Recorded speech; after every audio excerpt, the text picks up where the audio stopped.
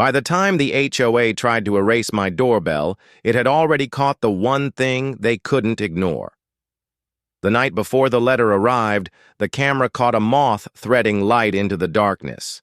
It fluttered against the glass eye, a tiny urgency that felt more tender than ominous. I leaned in, coffee cooling in my hands, and watched my own reflection bloom around the fizzing wings. On our block, even the night seemed HOA approved. Quiet, trimmed, compliant.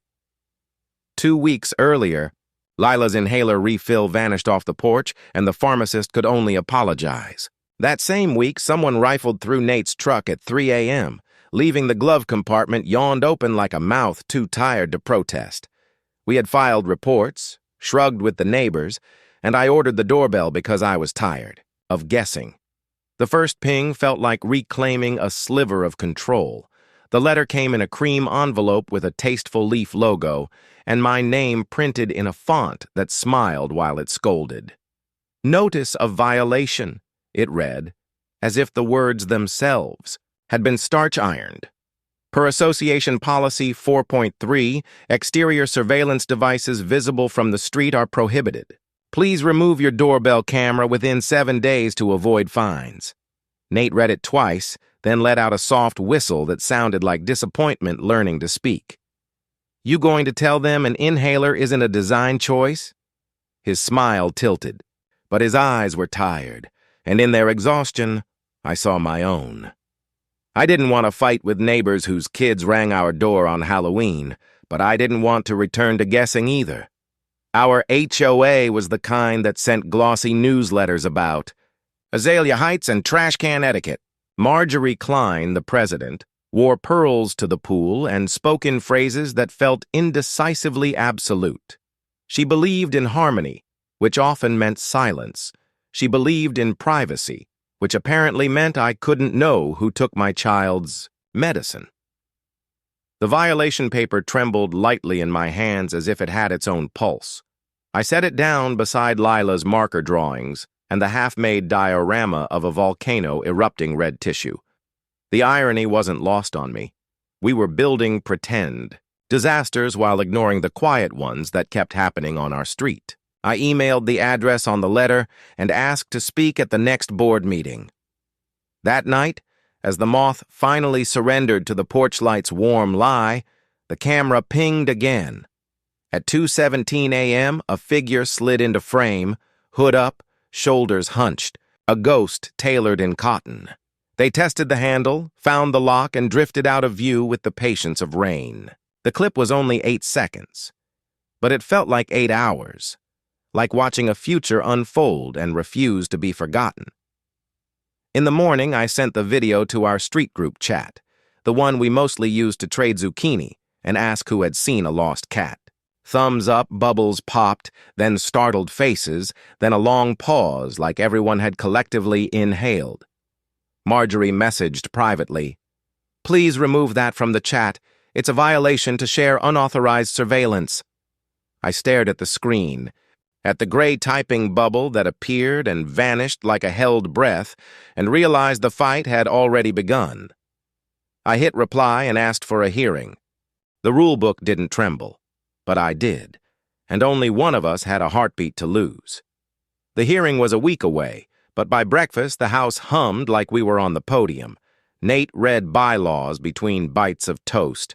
Lila arranged her crayons in lines that looked like tiny protest marches, and I opened tabs until my browser looked like a row of teeth. State privacy laws, doorbell comparisons, neighborhood crime maps that painted our cul-de-sac in pale, embarrassed dots.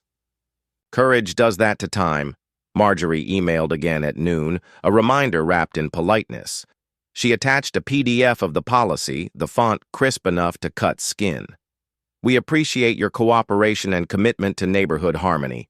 Please confirm the device's removal. I pictured her pearl strand clicking softly like a metronome as she typed. I typed back slower, editing away the heat until only light remained. I'll remove nothing until the board hears why it exists. That afternoon, I knocked on doors. It felt old-fashioned, like campaigning for a seat I wasn't sure I wanted. Mrs.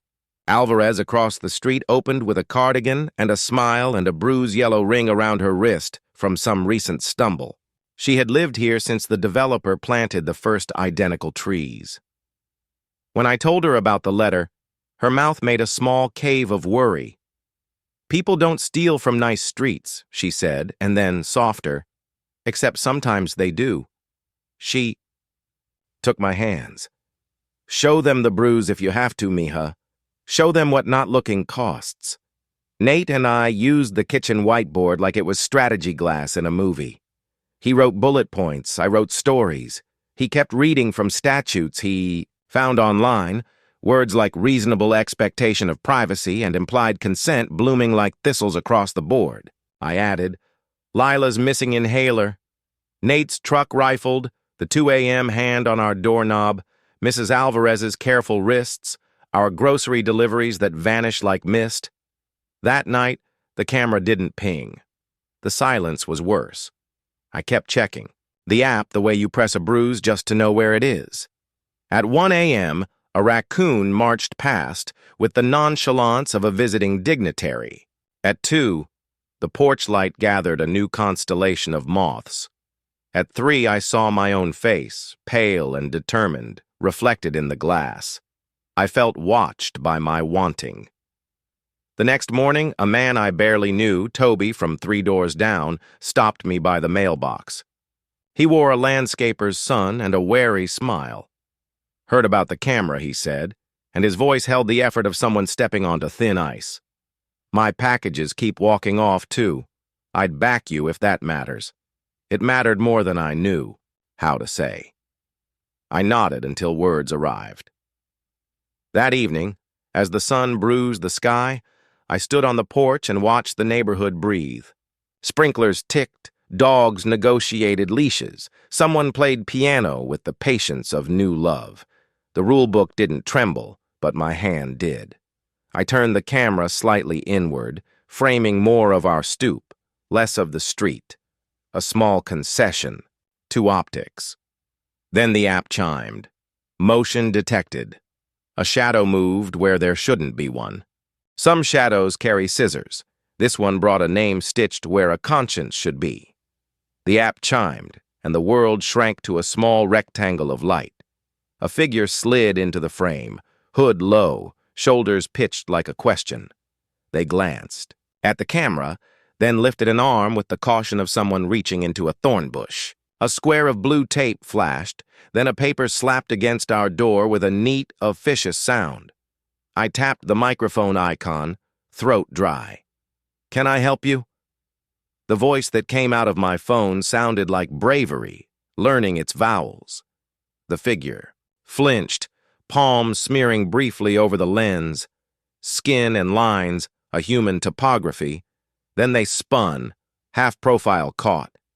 Teenager, sharp jaw, a backpack strap with white embroidery glowed in the porch light.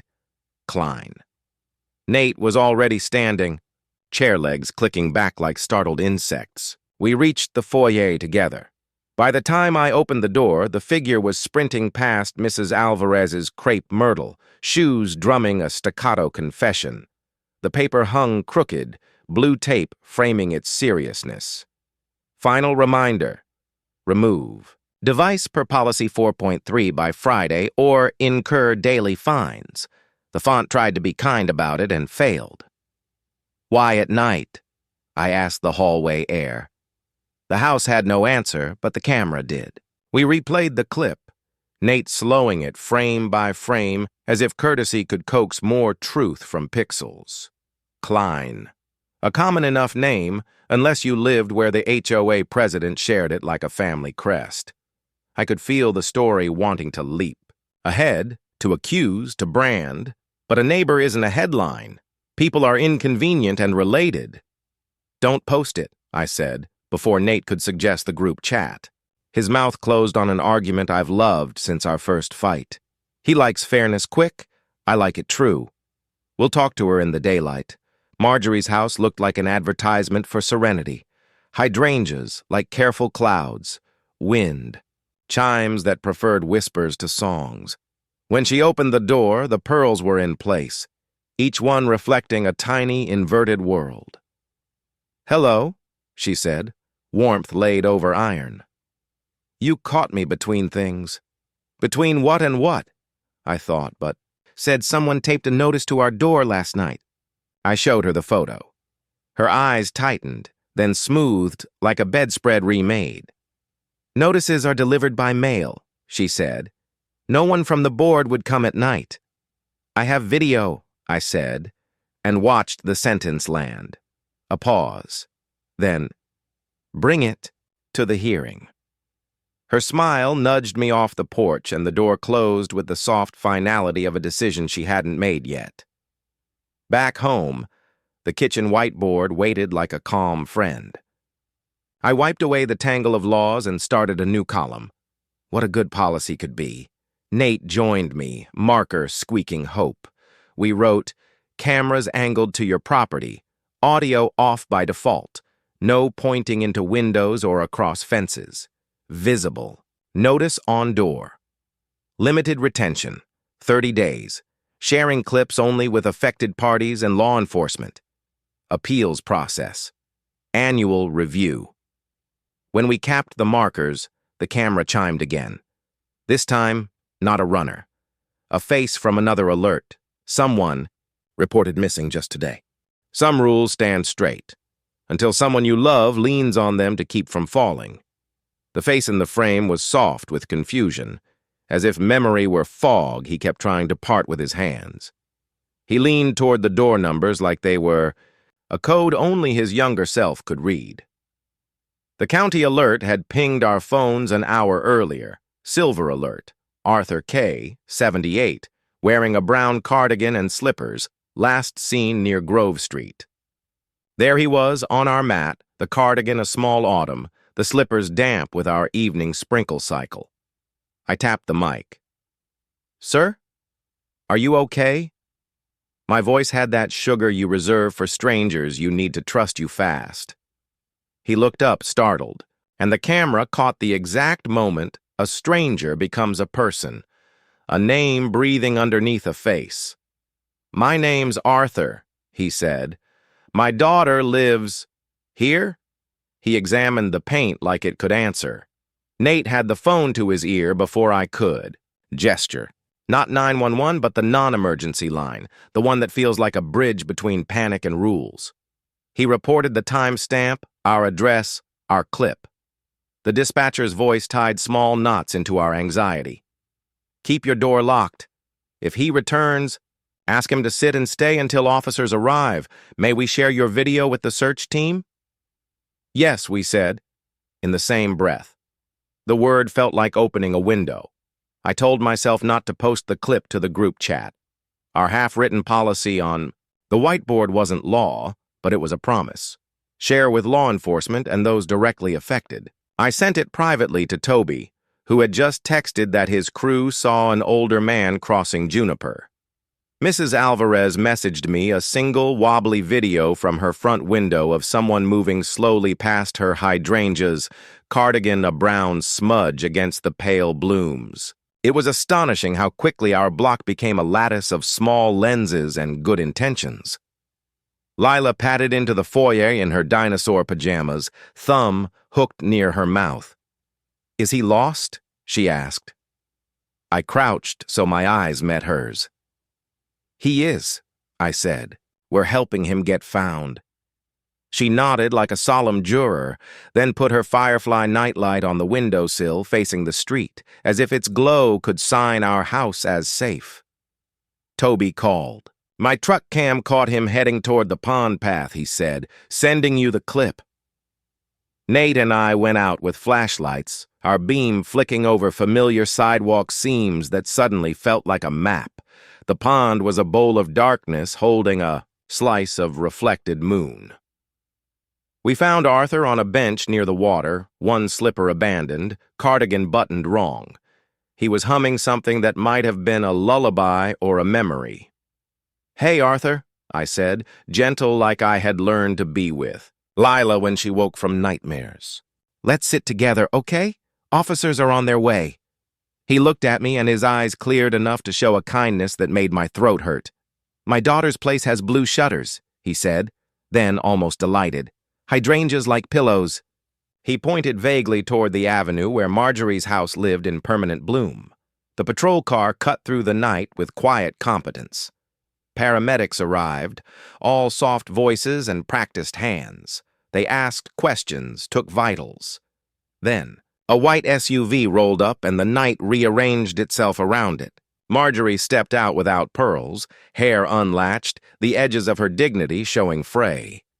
"Dad," she said, and the word held both apology and relief. She knelt, touched his face, and for a second she was not the board's voice but a daughter, whose world had briefly gone off its axis. Arthur looked at her like a tide coming in. "Seabird," he said, maybe a nickname from a house we didn't know, and laughed once, small and bright. Marjorie looked up at me, then at the camera haloing my door across the street. "Thank you," she said, barely audible. Her eyes flicked to the porch, where the lens blinked its unblinking eye, and something in her expression admitted a truth the bylaws hadn't. Back home, the app pinged again, emails stacking like cards. From the HOA, notice, emergency board session, policy discussion, closed to members. Another, colder one followed, CC'd to an attorney. Reminder of fines pending for unauthorized recording devices. I stared at both. The camera kept its polite vigil. On our mat, under the light, a small flash of blue caught my eye. Tape, torn from last night's notice, stuck to a corner. It fluttered like a flag. Tomorrow, the rule book would meet a room full of faces that didn't live on paper. The board closed the door. The street found its voice in the hall outside. By 5, the clubhouse glowed like a lit fish tank, board members drifting behind frosted glass while we collected in the lobby with coffee in paper cups and stories in our throats. Someone propped the door with a stroller. Kids colored on flyers that said, "Emergency session," as if emergencies could be penciled in. I could see the clock through the glass, second hand scratching at the hour like a pet wanting out. We hadn't been invited, so we made ourselves useful. Toby brought a folding table. Mrs. Alvarez set out napkins and, inexplicably, a bag of oranges, bright moons we peeled together. Nate laid our binder in the center like a bet we were willing to own. Smart neighbor first security policy. The cover had Lila's careful drawing of a door with a little eye that looked more curious than suspicious.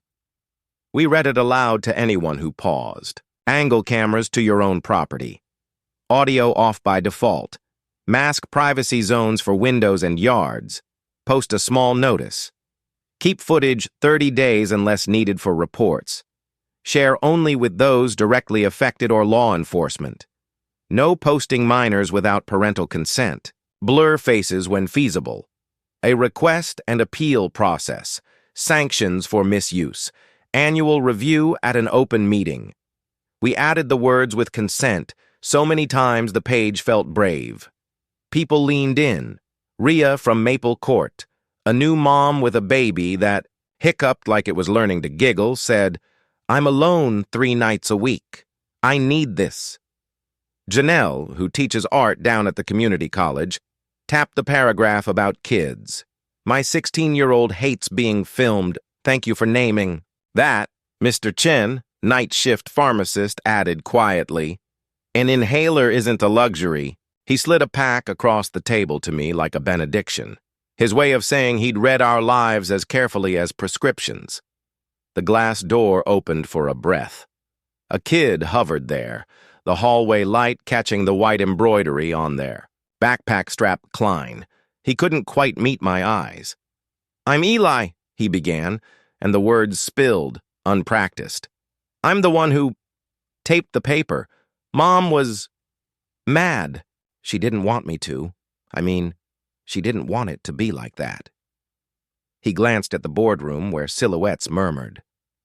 "Thank you for finding my grandpa." His chin tilted up, a young person learning how to carry a complicated name. He took a Sharpie. added his signature to the petition we'd started, and whispered, "She needs a way to say yes without losing face." We stayed until the janitor coughed politely. The board filed out with expressions ironed flat. Gerald, a man whose hairline retreated like principal under pressure, didn't look at us. Marjorie did. Her eyes found mine, held, then slid away. An hour later, the email landed. Fines begin. Tomorrow. Hearing at 7, open session. No mention of Arthur or any policy. Back home, Nate and I practiced what we preached. We angled the doorbell tighter to our stoop, toggled audio off, drew digital privacy boxes over the sidewalk and the slice of street. I taped a small sign beside the bell, camera active, audio off, 30-day retention, policy at neighborsafeporch.org. We printed 50 copies of the draft, tucked them under doormats, and slept with our phones face up like talismans. At 2:11 a.m., the camera chimed. A gloved hand slid into frame and tugged at our sign. Metal whispered on wood. The screws squealed. Somewhere off-screen, scissors flashed, and the new policy fell with a flat, stunned sound. They cut down our sign at 2 a.m. At 7, we asked the scissors to speak. At 7, the clubhouse smelled of lemon cleaner and edges. The board sat in a row like piano keys, black folders, white papers, the middle note, Marjorie, unusually soft. The gavel tapped. "As you know," Marjorie began, "the matter before us is a violation of Policy 4.3. We will hear from the residents. Please be brief." Nate nudged me. I stood. We installed a doorbell camera after thefts and a late-night attempt at our handle. Since then, it has done 3 things. It has kept our porch honest, it has preserved privacy, and it helped return Arthur Klein home. We drafted a policy, I continued, and passed copies down the row. Angle to your own property, audio off, mask windows and yards, post a notice, keep footage 30 days, share only with those involved or law enforcement, protect minors, create a request and appeal, sanction misuse, and review it annually in the public. Raya spoke next, baby twitching dreams at her shoulder. "I need to feel safe when my husband travels," she said.